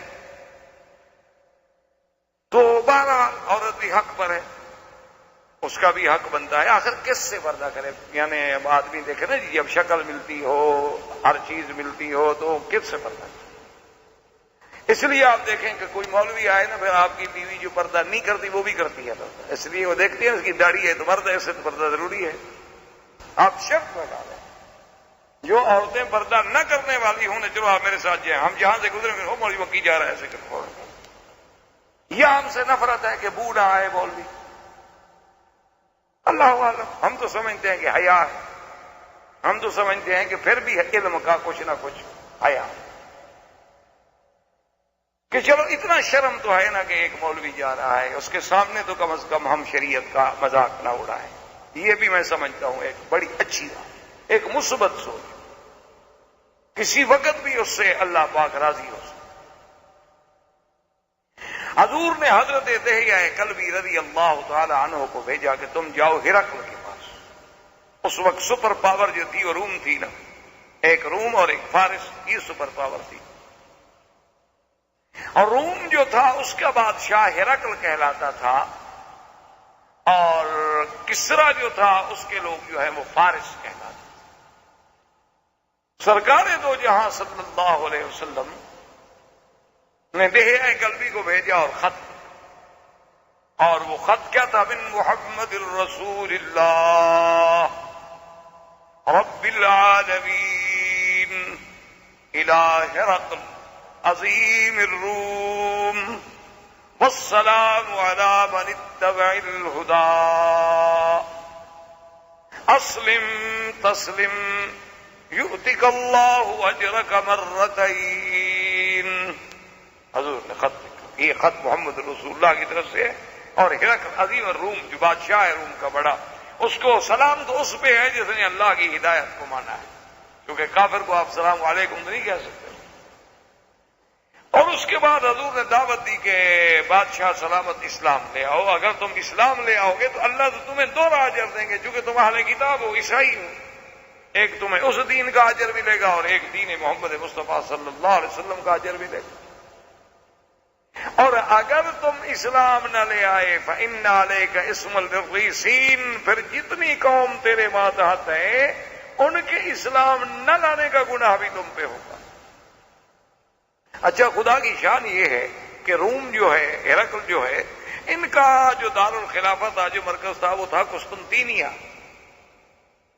لیکن قسطنطینیہ سے یہ ان دنوں میں جب حضور صلی اللہ علیہ وسلم نے خط بھیجا دحیہ کلبی کو بھیج کر، تو ہرقل جو ہے وہ بیت المقدس آیا ہوا تھا شام۔ اس کی وجہ یہ تھی کہ اس نے ایک منت مانی تھی کہ اگر میں بیت المقدس کو فتح کر لوں تو میں اس میں فلاں مقام سے پیدل چل کے داخل ہوں گا، تو وہ اپنی منت پوری کرنے کے لیے پیدل چل کے بیت المقدس میں آیا ہوا تھا۔ اچھا، اور اللہ کی قدرت کا نظارہ دیکھیں کہ راستے میں اس نے خواب دیکھا، جب وہ آ رہا تھا پیدل بیت المقدس کو، تو جب رات ہوئی سو گیا تو رات میں خواب دیکھا۔ خواب دیکھتا ہے کہ بعض لوگ ہیں جو مختون ہیں، مختون مانا ختنہ جن کا ہوتا ہے، وہ آتے ہیں اور میرے ملک پہ قبضہ کرتے ہیں۔ یہ خواب دیکھا تو گھبرا گیا، کہ مختون کون ہوتے؟ اس نے اپنے قسیسین کو بلایا، قسائس کو بلایا، قساطر کو بلایا، علماء جو تھے ان کے بڑے بڑے ان کو بلایا، اور سب کو بلانے کے بعد اس نے کہا کہ میں نے ایسے خواب دیکھا ہے، یہ مختون لوگ کون ہیں؟ انہوں نے کہا جی یہودی بھی خطرہ بیٹھتے ہیں۔ انہوں نے کہا اچھا، اس کا مطلب ہے کہ پھر میرا خواب جو ہے ان کے بارے میں، جو ایسا کرو کہ میں حکم دیتا ہوں کہ یہود کا بچہ بچہ ختم نہ رہیں گے، نہ میرے ملک میں قبضہ کریں۔ اسی اثنا میں خدا کی قدرت ہے کہ ایک آدمی چوری کرتے ہوئے پکڑا گیا، وہ عرب کے آدمی تھا، جب اس کو مارنے لگے کپڑے کھل گئے، دیکھا وہ بھی مختون ہے، تو ہرقل کو یہ رپورٹ بھی پہنچی کہ جناب یہودیوں سے تو ہم ڈر رہے تھے، ایک اور آدمی پکڑا گیا، وہ تو یہودی بھی نہیں ہے، وہ تو کہتا ہے میں عرب ہوں ادھر کا، مکہ شریف کا، وہ بھی مختون ہے۔ میں کہا اچھا اس کو بلاؤ، اس کو پیش کیا گیا، اس نے کہا کہ اچھا تم کیوں مختون ہے؟ کہا جی ہمارے عرب جو ہیں وہ سارے ختان کے قائل ہیں، ختنہ ہوتا ہے واقعہ، چونکہ ہم ملت ابراہیمی پر ہیں، اپنے آپ کو تو یہ دعویٰ کرتے تھے نا چاہے مشرک۔ تو اب ہرقل سوچ میں پڑ گیا کہ یہ کون لوگ ہیں؟ اس نے کہا اچھا ایسا کرو کہ عرب کے بارے میں بھی معلومات کرو، ہم جلدی نہ کریں یہود کو ختم کرنے میں، ایسا نہ ہو کہ ہم ایک قوم کی نسل مٹا ڈالیں اور اس کے بعد نتیجہ کوئی اور نکل آئے، تو ہمیں صبر سے کام لینا چاہیے۔ اسی اثنا میں دحیہ پہنچے، ابھی دہیا کی ملاقات نہیں ہوئی تھی کہ اس چور نے جو پکڑا گیا تھا اس نے ایک بات یہ بھی کر دی تھی کہ ان فینا نبی، مکے میں ایک نبی ہے جس کا نام محمد ابن عبداللہ ہے۔ ہرقل نے کہا اچھا؟ ہرقل چونکہ پڑھا لکھا آدمی تھا، اہل کتاب تھا، بادشاہ تھا، مطالعہ تھا انجیل کا، بائبل کا، کتابوں کا، اس نے پڑھا تھا کہ یہ زمانہ ہے ایک نبی پیدا ہوگا۔ اس نے کہا اچھا ایسا کرو کہ شام میں پتہ کرو کہ مکے کے لوگ آتے ہیں تجارت کرنے کے لیے، شام کوئی آدمی مکے کا کوئی وفد، کوئی ڈیلیگیشن آیا ہوا ہو تجارتی، تو پتہ کیا گیا تو ابو سفیان کا وفد آیا ہوا تھا، تو ان کو لے کر ہرقل کے پیش کر دیا گیا۔ ہرقل نے اپنے سارے قسیسین کو بٹھایا، ابو سفیان آ گیا، ملا، اس نے پوچھا کہ اچھا میں نے سنا ہے کہ مکہ میں مکرمہ میں ایک نبی پیدا ہوئے ہیں، آپ نے بھی سنا ہے؟ ہاں جی۔ کیا نام ہے؟ اس نے کہا محمد ابن عبداللہ۔ ہرقل نے کہا کہ ایکم اقرب نسبا الی محمد صلی اللہ علیہ وسلم، تم لوگ جو آئے ہو وفد ڈیلیگیشن تجارت کا، تم سب میں کون آدمی ہے جو نسب کے اعتبار سے زیادہ قریب ہو محمد رسول اللہ؟ ابو سفیان نے کہا انا۔ اس نے کہا ہرقل میں ہوں، میں حضور کا قریبی رشتے دار ہوں، 5ویں جد میں میرا اور آپ کا دادا ایک ہے، جد خامس میں ہم مشترک ہیں۔ اس نے کہا اچھا ابو سفیان، پھر جو بات میں تم سے پوچھتا جاؤں وہ مجھے بتا، ایک تو بتاؤ نام کیا؟ اس نے کہا محمد ابن عبداللہ۔ اس نے کہا کبھی آپ کا نبوت کے دعویٰ کرنے سے پہلے آپ نے کبھی کسی بات میں جھوٹ بولا؟ ابو سفیان نے کہا کہ نہیں۔ کوئی معاہدہ کرے، وعدہ کرے، عہد کرے تو پورا کرتا ہے یا توڑ دیتا ہے؟ ابو سفیان نے کہا میں نے سوچا موقع تو ہے کوئی جھوٹ بولوں، لیکن میں نے سوچا کہ پھر قیامت تک عرب میں آر رہے گی کہ ابو سفیان نے سردار ہو کے جھوٹ بولا تھا، ورنہ میرا دل چاہتا تھا کہ میں حضور کے خلاف کوئی بات جھوٹ بول دوں۔ آج تو مسلمان جھوٹ بولتے ہوئے فخر کرتا ہے نا، بلکہ جو جتنا بڑا جھوٹا ہو اتنا بڑا سیاسی لیڈر بن سکتا ہے۔ لیڈر بننے کے لیے آج خصوصیات میں ایک خصوصیت یہ بھی شمار ہوتی ہے کہ وہ جھوٹ کتنا بڑا بول سکتا ہے اور کتنے بہتر انداز میں بول سکتا ہے۔ یہ کافر ہے، وہ کہتا ہے میں نے سوچا کہ جھوٹ بولوں، مجھے موقع ہے جھوٹ بولنے کا، اور مجھے یہ بھی پتا تھا کہ جتنے آدمی کھڑے ہیں اگر میں نے جھوٹ بولا تو یہ بھی میری توہین یا تردید نہیں کریں گے، جانتے ہیں کہ میں سردار ہوں، لیکن خفت آر، میں ڈر گیا کہ یار میرے خاندان پر ایک بٹا لگ جائے گا کہ ابو سفیان نے چلو حضور کے ساتھ دشمنی تھی لیکن دشمن پہ جھوٹ کیوں بولا؟ تو اس نے کہا اچھا کبھی معاہدہ؟ اس نے کہا جی بات یہ ہے کہ معاہدہ ابھی ہمارا ہوا ہے، 1-2 سال گزرے ہیں، حضور صلی اللہ علیہ وسلم 10 سال کا معاہدہ ہے، پتہ نہیں پورا کرتے ہیں کہ نہیں کرتے۔ لیکن ابو سفیان کہتے ہیں واللہ خدا کی قسم میں سمجھتا ہوں میں یہ بھی جھوٹ بولا، مجھے یقین تھا کہ حضور اپنا وعدہ پورا کریں، وعدہ پورا کریں گے، حضور صلی اللہ علیہ وسلم کبھی وعدے میں خیانت نہیں کر سکتے۔ اس نے اس کے بعد پوچھا اچھا یہ بتاؤ کہ حضور صلی اللہ علیہ وسلم کے ماننے والے جو ہیں وہ بڑے لوگ ہیں یا غریب لوگ ہیں؟ انہوں نے کہا نہیں جی کیا پوچھتے ہیں، عبید اماء علفاؤنا، عبیدنا اماؤنا ضعفاؤنا، غریب لوگ ہیں، پر 1-2 آدمی ہیں کچھ، باقی تو سب غریب ہیں۔ ہرقل نے کہا ہاں ہم اتباع الرسل، اگر اس کی اتباع کرنے والے غریب ہیں تو پھر وہ نبی ہے، کیونکہ حق کی اتباع کبھی سرمایہ دار نہیں کرتا ہے جلدی سے، حق کی اتباع ہمیشہ نصیب ہی غریبوں کو۔ اور اس کے بعد اس نے اور سوالات کیے، کرتا گیا، جب سارے سوالات ختم ہو گئے تو کہنے لگا ابو سفیان واللہ لو کنت فی موضعہ لغسلت قدما، خدا کی قسم آج اگر میں اس جگہ ہوتا جہاں محمد مصطفیٰ ہیں تو میں آپ کے پاؤں دھو کے پی لیتا۔ وہ سچا نبی، سارے حیران ہو گئے، ابو سفیان حیران ہو گیا، اس نے کہا اچھا جاؤ تم۔ جب باہر نکلا تو کہنے لگا ظہر امر ابی کبشا، اپنے ساتھیوں سے کہنے لگا یار سنو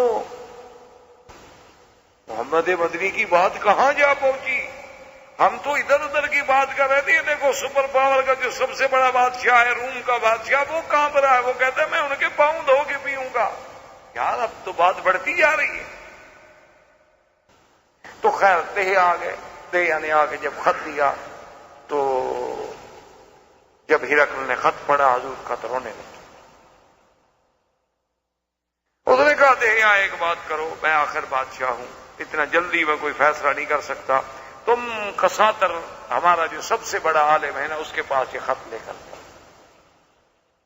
اس کو پوچھو کہ ہرقل کہتا ہے تمہاری کیا رائے ہے. جب کساتر کے پاس خط لے کر گئے، اس نے جب خط پڑھا تو اس نے کہا اشہد ان لا الہ الا اللہ واشہد ان محمد الرسول اللہ. میں تو بھائی اسلام لے آیا، میں تو مانتا ہوں سچا نبی.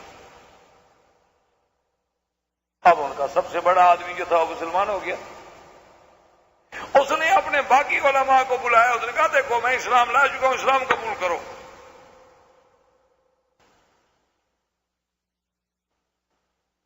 ہم نے کہا نہیں، ہمیں سوچنے کا موقع تو دے گا. کیا سوچ؟ تم نے جو کتابوں میں پڑھا ایک ایک علامت، ایک ایک نشانی جو ہے وہ محمد مدنی پہ سچی ہو. اب فکر کس بات کی؟ ہم عالم ہیں، ہمارا کام ہے کہ حق بات ملے تو اتباع کریں. انہوں نے کہا ہمیں سوچنے دو. دوسرے دن ہرقل نے سب قسیسین کو بلایا، قساطرہ کو بلایا، سب کو بلا کے، اور آپ جو ہے اس نے بڑا اہتمام کیا. ایک مقام تھا، مسجد تھی، اور بڑے پیرے کے ساتھ کھڑا ہوا اور وہاں سے آ کے ظاہر ہوا. اس نے کہا کہ دیکھو تم علماء ہو اور دروازے محل کے بند کرا دیے.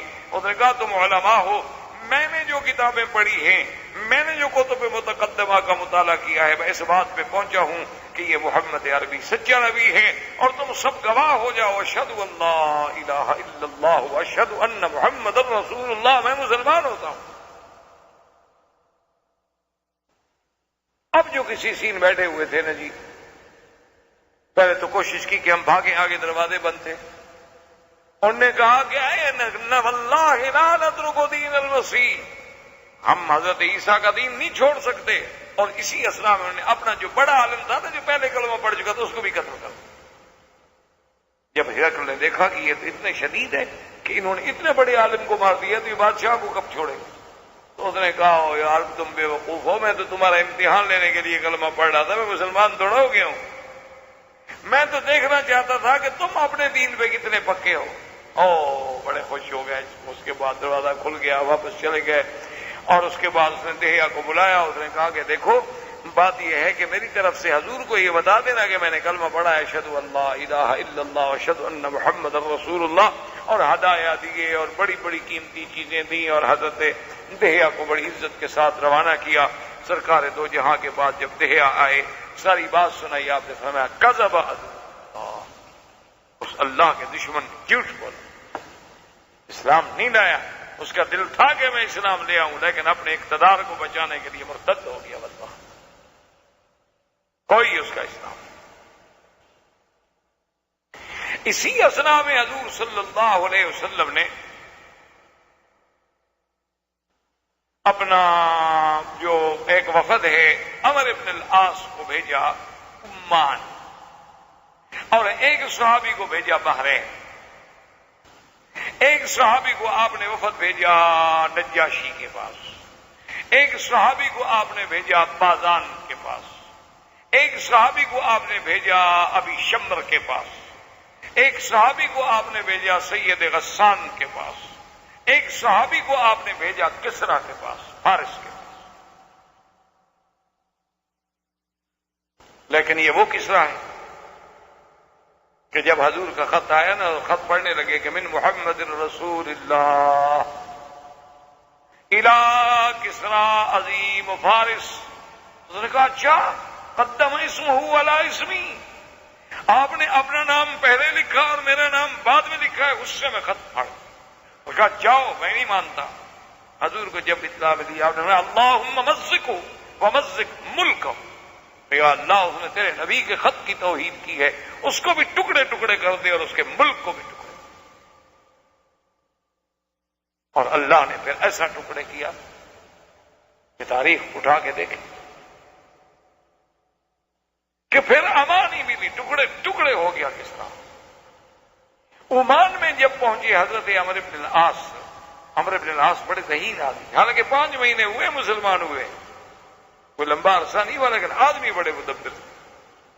یہ عمان نہیں جس کو اردن کہتے، عمان جو بحرین سے آگے،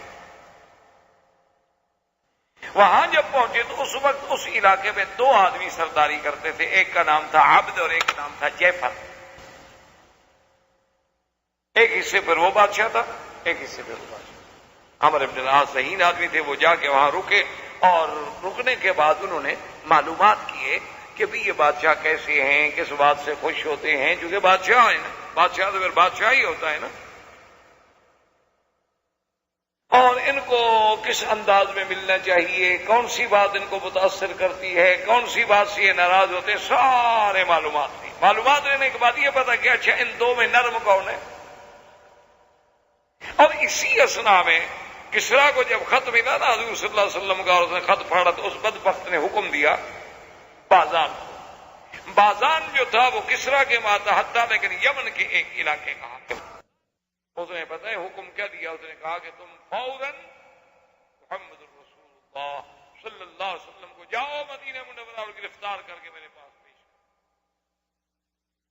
بازان ایک طاقت تھی، اور پھر اس کے پیچھے کسریٰ تھا۔ بازان کو جب یہ خط ملا تو اس نے کہا اب اس کے لیے اتنا میں تردد کرنے کی کیا ضرورت ہے، ہم اتنی بڑی طاقت ہیں، اب یہاں سے ہم فوجیں چڑھائیں اور مدینے پہ جا کے حملہ کریں اور آپ کو گرفتار کریں، تو وہ مسئلہ ہی کوئی نہیں۔ اس نے 2 آدمی بھیجے کہ جا کے محمد عربی صلی اللہ علیہ وسلم کہہ دو کہ کسریٰ کا حکم ہے اور بازان نے ہمیں بھیجے، آپ چلیں ہمارے ساتھ پیش ہو جائیں۔ 2 آدمی آ گئے، حضور صلی اللہ علیہ وسلم کو آ کے ملے اور انہوں نے بازان کا حکم دیا کہ جی کسریٰ کا حکم ہے کہ بھی حضور کو گرفتار کر کے پیش کیا جائے۔ بازان نے بھیجا ہے کہ میں نہیں چاہتا کہ بات بڑھ جائے، کہ ہم مدینے والوں سے مقابلہ کریں اور آپ کو مقابلہ کر کے لے جائیں، آپ آ جائیں تاکہ ہم آپ کو کسریٰ کے حوالے کر دیں۔ آپ نے فرمایا اچھا ٹھیک ہے، میں کل جواب۔ اور کسریٰ بھی اس وقت رب کہلاتا تھا، جیسے فرعون کہتا تھا انا ربکم الاعلی، اسی طرح کسریٰ کے جو بادشاہ تھے وہ بھی اپنے آپ کو رب کہلاتے تھے۔ حضور صلی اللہ علیہ وسلم جب صبح آئے تو وہ آدمی آگے، انہوں نے کہا ہاں جی کیا جواب ہے، تیاری کریں چلیں ہمارے ساتھ۔ حضور نے فرمایا کہ بازان سے جا کے کہہ دو ان ربی قتل ربکم، میرے رب نے تمہارے رب کو مار دیا، اس کے پاس مجھے تم نے پیش کرنا ہے نا، وہ مت مر گیا، جب وہ بندہ مر گیا میں کیوں جاؤں؟ کہا جی یہ کیسے ہو سکتا ہے، کسریٰ کی بات آپ کو کیسے یہاں کیسے پہنچ گئی، کل تو آپ نے یہ نہیں بتائی۔ ہاں میں نے بتائی، میں نے بتا دیا ہے، جا کے بازان کو کہہ دو بس۔ وہ 2 آدمی واپس چلے گئے، انہوں نے آ کے بازان کو خبر کی، انہوں نے کہا کہ جی ہم واپس آ گئے۔ جب وہاں گئے تو حضور نے فرمایا کہ ان ربی قتل ربکم، میرے رب نے تمہارے رب کو قتل کر دیا، جب تمہارا رب تمہارا بادشاہی قتل ہو گیا تو میں کس کے پاس جاؤں؟ کیسے ہو سکتا ہے، کسریٰ کو کون مار سکتا ہے، کسریٰ عظیم و فارس۔ ابھی بیٹھے ہوئے یہ باتیں کر رہا تھا کہ کسریٰ کے بلد کا ایک آدمی وفد پہنچا اس کے پاس، انہوں نے آ کے خبر دی، انہوں نے کہا کہ اس کے بیٹے نے بادشاہ اپنے باپ کو قتل کر دیا۔ انہوں نے کہا کب قتل ہوا؟ وہی رات جو رات کی حضور نے خبر دی۔ تو جب اس نے دیکھا کہ بھئی حضور مدینے میں بیٹھے ہوئے ہیں، کسریٰ وہاں قتل ہو رہا ہے، قتل کرنے والا بیٹا ہے، تو کسریٰ کے اپنے دارالخلافہ میں بھی 2 دن کے بعد لوگوں کو پتا چلا ہے، محمد عربی کو اسی رات کیسے پتا چل گیا؟ اس نے کہا اپنے وفد سے سن لو اشہد ان لا الہ الا اللہ واشہد ان محمد رسول اللہ، اللہ کا نبی ہے، میں نے کلمہ پڑھ لیا، ختم، میں مسلمان ہوں، میں نبی سے مقابلہ نہیں کر سکتا۔ اور اپنی قوم کو بلایا اور کہا کہ دیکھو میں مسلمان ہو گیا ہوں، مسلمان ہونا ہے ہو جاؤ، نہیں ہونا ہے تمہاری مرضی۔ اس کی قوم کے بازان کے قبیلے کے اکثر لوگ جو تھے وہ بھی اسلام میں آ گئے، اور یہ اسلام کی ایک عظیم فتح تھی کہ یمن کے ایک حصے کا بادشاہ مسلمان ہو گیا، ادھر نجاشی مسلمان ہو گیا، اور ہرقل چاہے اسلام نہ لے آیا دل سے، لیکن ظاہراً تو اس نے ایسی باتیں کی نا جس سے اسلام کا روپ پڑ گیا۔ تو اب عمرو بن العاص جو تھے وہ جا کے ملے عبد سے، اور ان نے اس کو کہا کہ دیکھو اس طرح میں آیا ہوں اسلام کو، جناب بڑا غصے میں آ گیا، میں نہیں جانتا. انہوں نے کہا دیکھو اب ٹھنڈے دل سے غور کرو. اسلم بازان اسلام لا چکا. اب آزان کے پیچھے تو کسرا ہے. انہوں نے کہا وہ مر گیا. اچھا اور اس نے کہا اسلم نجاشی حبشے کا بادشاہ بھی مسلمان ہو گیا. نجاشی حبشے کا بادشاہ. انہوں نے کہا اور سنو اسلم ملک و بحرین جو ہمارے قریب جو ہے نا وہ بادشاہ بھی مسلمان ہو گیا. اس نے بھی کلمہ پڑھ لیا ہے. سوچو غور کرو اتنے بادشاہوں سے لڑو گے تم. اب ایک بات اس نے کہا اچھا مجھے غور کرنے دو میں جعفر سے بھی بات. اس نے کہا تمہاری مرضی. اس نے جا کر جعفر سے بات کی. جعفر نے کہا اچھا اس آدمی کو بلاؤ جو خط لایا ہے. عمرو بن العاص کو بلایا. عمرو بن العاص نے پھر اسلام کے محاسن حضور صلی اللہ علیہ وسلم کے معجزات اور حضور صلی اللہ علیہ وسلم کا ہرقل کے پاس آدمی بھیجنا, ہرقل کا جواب دینا, یہ ساری باتیں جب پیش کی تو انہوں نے کہا اچھا دیکھو تم گواہ ہو جو ہم دونوں بھی کلمہ. عبد اور جعفر جو تھے یہ دونوں بھی مسلمان. اللہ تبارک و تعالی نے ان کو بھی اسلام نصیب. اسی طرح حضور صلی اللہ علیہ وسلم نے اپنا خط بھیجا بقوقس کے پاس. یہ بھی روم کے ایک علاقے کا بڑا تھا. بقوقس کو جب حضور صلی اللہ علیہ وسلم کو خط ملا اس نے خط پڑھا اور اس کے بعد اس نے اپنے علماء سے رجوع کیا. ساری تسلی کرنے کے بعد اس نے بھی آ کر اپنے شاہی عدالت میں جہاں بیٹھتے تھے اپنے ایوان میں بیٹھ کے اس نے کہا کہ دیکھو لوگوں مجھے تحقیق ہو چکی ہے وہ اللہ کے سچے نبی ہیں. میں بھی کلمہ پڑھتا ہوں اشہد ان لا الہ الا اللہ واشہد ان محمد رسول. اب ہر طرف سے اسلام لیکن فتح مبین ہے حدیبیہ کے نہیں. اس وقت تو کسی کو سمجھ نہیں آ رہی تھی نا کہ ہم تو بزدل بن کے سلو کر رہے ہیں. لیکن اللہ نے فرمایا انا فتحنا لک فتحا مبینا لیغفر لک اللہ ما تقدم من ذنبک وما تأخر ویتم نعمته علیک ویہدیک صراطا مستقیما وینصرک اللہ نصرا عزیزا. اب جب آپ سورت فتح پڑھیں تو پھر ان واقعات کو ذہن میں رکھیں. پھر دیکھیں قرآن کیسے سمجھ آتا ہے. پھر دیکھیں کہ قرآن کیسے سینے میں اترتا ہے. ایسے تو آدمی پڑھ کے چلا جاتا ہے فتح ہم نے فتح دی آپ کو فتح دی اتر گیا. کیا فتح دی بھی. اب دیکھیں اس فتح مبین کے اثرات, حدیبیہ کی صلح کے اثرات, ماوراء حدیبیہ کی صلح کے اثرات کہ ہر طرف سے اسلام اسلام اسلام. اور مقوقس نے پھر حضور صلی اللہ علیہ وسلم کی خدمت میں دو کنیزیں جو اعلیٰ خاندان سے تعلق رکھتی تھیں اور قبط کے معروف خاندانوں سے, اور ایک بغلہ کہتے ہیں خچر, اور قیمتی ہدایا اور سونے چاندی کے دینار حضور کے پاس ہدیہ بھیجے. یہ وہی بی بی ہے ماریہ قبطیہ جس کے ساتھ پھر حضور صلی اللہ علیہ وسلم نے شادی کی اور اپنی بیوی بنایا. اور یہ وہی ماریہ قبطیہ ہے جس کے بدر سے اللہ نے حضور کو بیٹا حضرت ابراہیم. تو اب حضور صلی اللہ علیہ وآلہ وصحبہ وسلم تسلیما. ان احوال میں کہ جب آپ نے خطوط بھیجے اور اس کے ساتھ بعض قبائل اور بعض لوگ ایسے بھی تھے کہ جنہوں نے ابھی تک اسلام قبول نہیں کیا تھا, اور ان دنوں میں وہ جو عیینۃ بن حصن آپ جس کے بارے میں پڑھ چکے ہیں, احمق المطاع بنی غطفان کا قبیلے کا سردار, اور اسی طرح بنی مرہ کا سردار حارث, ان دونوں نے جب بات سنی تو حارث نے کہا کہ عیینہ اب تو ہرقل بھی ڈر گیا, اب تو کسرا بھی مر گیا, اب بہتر ہے کہ ہم مسلمان ہو جائیں, مسلمان کے ساتھ مل کے کچھ پیدا اٹھا لیں. انہوں نے کہا بات تو نہیں کہتے. یہ دونوں ابھی مسلمان ہونے کے لیے نکلے تو ایک آدمی جا رہا تھا فزارہ, وہ عمرہ کرنے کے لیے جا رہا تھا, وہ بھی کافر تھا. اس نے کہا کہاں جا رہے ہو؟ کہا مسلمان.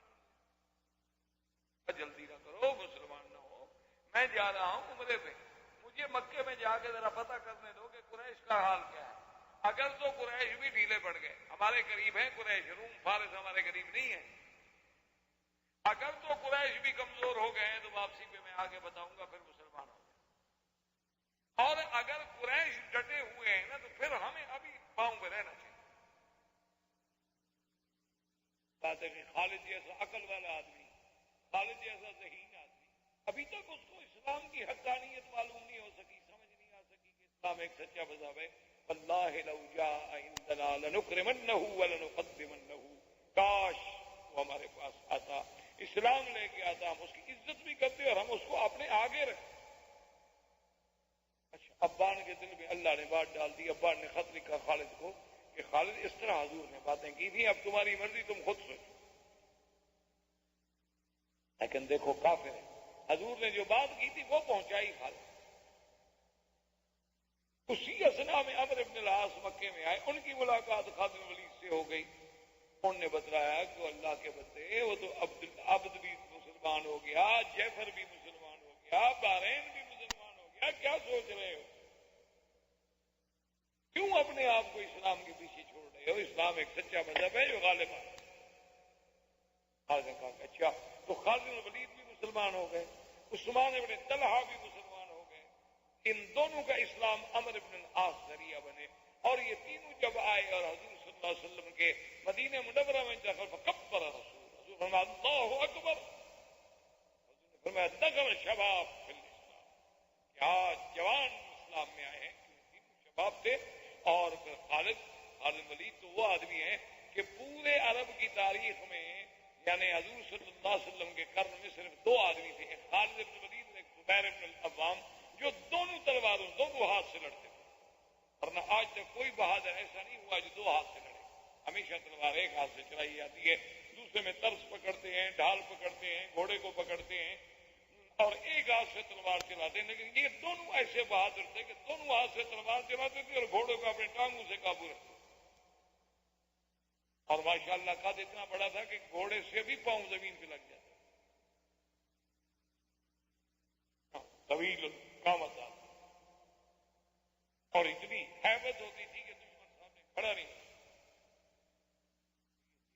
کام لے آئے. اور وہ فضالہ جب آیا تو اس نے قریش سے پوچھا کہ مکے والوں کیا خیال ہے، حالات کیا؟ انہوں نے کہا ہم تو تیاریاں کر رہے ہیں، حالات کیا ہیں؟ ہم نے تو صلح حدیبیہ کا ایک بہانہ بنایا کہ کچھ ہمیں تیار ہونے کا موقع مل جائے. ہم تو تیاری کر رہے ہیں، بس تھوڑی دیر ہے، ہم جب تیار ہو گئے ہم تو پھر حملہ کریں گے مکے میں، مدینہ منورہ.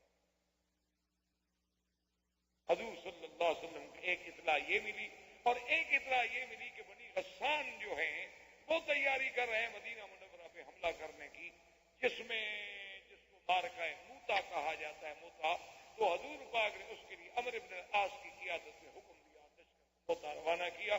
وما علینا الا البلاغ. برادران اسلام، واجب الاحترام بزرگوں، دوستوں، بھائیوں، عزیز نوجوانوں، حضور صلی اللہ علیہ وسلم کی سیرت طیبہ کے دروس کے سلسلے میں الحمدللہ ثم الحمدللہ کہ ہم نے سرکار دو جہاں حبیب کبریا سیدنا محمد مصطفیٰ صلی اللہ علیہ وسلم کی ولادت طیبہ سے لے کر پھر آپ کی ہجرت، غزوہ احد، غزوہ احزاب، اجلاء یہود، اور اس کے بعد غزوہ خیبر، اور غزوہ خیبر کے بعد حضور صلی اللہ علیہ وسلم کا واپس مدینہ منورہ میں تشریف لے آنا، اور مختلف سرایا کو مختلف علاقوں میں بھیجنا، تاکہ جن لوگوں نے احزاب کے موقع پر بغیر کسی عداوت کے کفار قریش کے ساتھ مل کر مدینہ منورہ پہ چڑھائی کی، ان کو ادب سکھلایا جائے تاکہ آئندہ کوئی قبیلہ ایسی جرت نہ کر سکے. اسی ضمن میں حضور صلی اللہ علیہ وسلم نے ایک سریہ میں لشکر تیار فرمایا، اور اس کو غساسنہ یہ بنو غسان، یہ بنو غسان جو ہیں یہ روم کے حلیف تھے. جیسا کہ آپ پڑھ چکے ہیں اور تاریخ میں سن چکے ہیں کہ اس دور میں جو سپر پاورز تھی یہی تھی، روم تھا، کسریٰ تھا. تو یہ غسان جو ہیں، غساسنہ جو کہلاتے تھے، یہ خود بھی ایک بہت بڑا قبیلہ تھا، لیکن یہ حلیف تھے روم کے. حضور صلی اللہ علیہ وسلم نے بنو غسان کی تعذیب کے لیے جو لشکر تیار فرمایا، تقریباً 2000 آدمی پر مشتمل، کیونکہ وہ بہت بڑا قبیلہ تھا اور بڑا طاقتور قبیلہ تھا، جسے بعد میں غزوہ تو آپ نہیں کہہ سکتے کیونکہ حضور صلی اللہ علیہ وسلم تشریف نہیں لے گئے، جسے آپ جنگ کہہ سکتے ہیں، مارکہ کہہ سکتے ہیں، سریہ کہہ سکتے ہیں، موتا کے نام سے کتابوں میں، احادیث میں، سیر میں مشہور ہوا، کیونکہ اس جگہ کا نام موتا تھا اور قلعہ جو تھا وہ موتا کا قلعہ کہلاتا. اور اس سریے میں ایک عجیب بات ہوئی کہ حضور صلی اللہ علیہ وسلم نے جب سریے کو حکم دیا جانے کے لیے تیار کیا تو آپ نے فرمایا کہ سب سے پہلے تو اس سریے کا پرچم جو ہے وہ حضرت زید اٹھائیں گے، اور اگر حضرت زید شہید ہو جائیں تو پھر یہ پرچم جو ہے حضرت جعفر اٹھائیں گے، اور حضرت جعفر کے بعد یہ پرچم جو ہے ابی عبیدہ بن الجراح اٹھائیں گے. ایک روایت میں ہے کہ عبداللہ ابن رواحہ. حضور صلی اللہ علیہ وسلم نے عام طور پہ جو لشکر ہوتے تھے، فوج ہوتی تھی، وہ جمعرات، جمعہ کے دن زیادہ سفر نہیں ہوتے تھے. یہ پہلا سفر ہے جو صحابہ نے جمعہ کے دن صبح کی نماز کے بعد شروع کیا، اور اسی سفر میں عبداللہ ابن رواحہ جو تھے وہ واپس آ گئے راستے سے. ان کے دل میں یہ آیا کہ جب مدینہ منورہ میں جمعہ ہے اور حضور صلی اللہ علیہ وسلم کے ساتھ جمعہ پڑھنے کی سعادت کو معمولی سعادت تو نہیں ہوتی، اور پھر ہم لوگ جہاد پہ جا رہے ہیں، خدا جانے واپس بھی آئیں گے یا نہیں آئیں گے. تو وہ واپس آ گئے مدینہ منورہ میں. انہوں نے آ کر جمعہ حضور صلی اللہ علیہ وسلم کے ساتھ پڑھا. حضور کی جب نظر پڑی تو حضور نے جمعہ سے فارغ ہونے کے بعد بلایا، فرمایا کہ عبداللہ کیا ہو گیا تھا؟ ہم نے آپ کو حکم دیا ہے کہ آپ غساسنہ کی طرف جائیں اور آپ واپس آ گئے. اس نے کہا رسول اللہ میں کسی وجہ سے یا کسی کمزوری سے واپس نہیں آیا، بس میرے دل میں آ گیا کہ آج جمعہ کا دن ہے اور حضور کے پیچھے مدینہ منورہ میں جمعہ ادا کروں، اور پھر میرے پاس الحمدللہ بڑی تیز رفتار سواری ہے اور میں قافلے کو ابھی جا کے پکڑ لیتا ہوں. حضور نے فرمایا تم جانتے ہو کہ اگر ساری دنیا جو ہے نا وہ اگر تمہیں مل جائے اور اللہ کے راستے میں خیرات کرو تو ان کے ثواب کو تم نہیں پہنچ سکتے جو جا رہے ہیں. تو خیر عبداللہ بن رواحہ چل. جب یہ قافلہ روانہ ہو گیا تو ان کی مدد کے لیے اور صحابہ ابھی بھیجے گئے. اب ان کا جو عدد تھا وہ 3000. ایک یہودیوں کا بہت بڑا عالم تھا، اس کو جب ایک صحابی نے یہ بات سنائی کہ بھی اس طرح حضور پاک نے لشکر بھیجا ہے، سریہ بھیجا ہے، اور آپ نے فرمایا کہ پہلے پرچم زید لے گا، پھر جعفر لے گا، پھر عبداللہ لیں گے، تو اس یہودی نے کہا کہ تم سمجھتے ہو یہ کیا بات ہے؟ کہا کہ نہیں کوئی بات نہیں، یہ تو پرچم ہے. بھئی جنگ میں کبھی وہ اٹھاتا ہے، کبھی وہ اٹھاتا ہے، کبھی وہ اٹھاتا ہے. اس نے کہا نہیں، اللہ کا نبی جب ایسی بات کرے تو یہ دلیل ہوتی ہے کہ وہ لوگ شہید ہو جائیں گے. حضور صلی اللہ علیہ وسلم نے جب یہ بات فرما دی ہے کہ پہلے زید اٹھائیں گے پرچم، پھر جعفر اٹھائیں گے، مطلب یہ ہے کہ وہ شہید ہو جائیں گے، اب وہ بچ نہیں سکتے. کہا کیسے؟ اس نے کہا بس ہم نے تو کتابوں میں پڑھا ہے نا کہ اللہ کے نبی سے جب یہ بات نکل جائے تو یہ علامت ہوتی ہے کہ وہ لوگ شہید ہو. اس نے کہا ٹھیک. اب جناب جب یہ لشکر وہاں پہنچا اور وہ غساسنہ بنو غسان کو بھی پتہ چلا تو ان کا جو سردار تھا حارث، اس نے روم کے بادشاہ کو لکھا کہ ہماری مدد کرو. احباب کرام، اس کے بعد اب آپ اس مبارک سلسلے کی CD نمبر 25 سماعت فرمائیں.